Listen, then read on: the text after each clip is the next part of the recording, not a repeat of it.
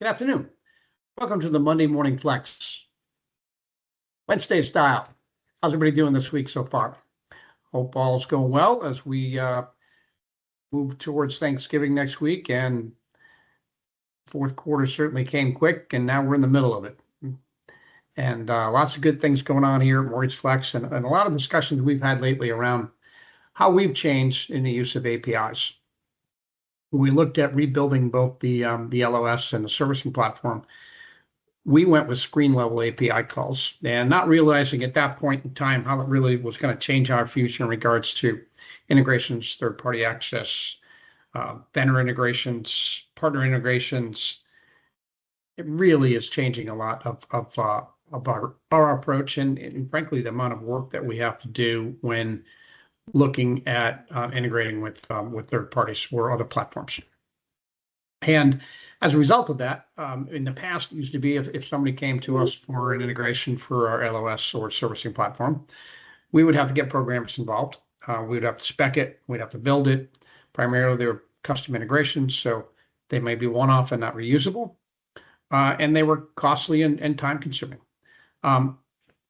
Moving to complete API structure now, in many cases, we're not even really getting involved in the integration building. We provide our API specs to our customers, and whether it's moving data out of our system, moving data into the system, it is something that they can completely control. We'll help them test when they're ready, but it really takes the stress off of our organization, and it also lets the third-party company have the understanding that they have something that is proven and that has worked with other organizations.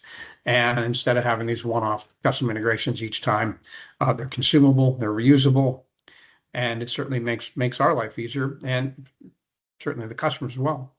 We've had customers build their own integrations on the servicing side using the APIs, calling payment information or loan information to third-party online banking platforms or core systems.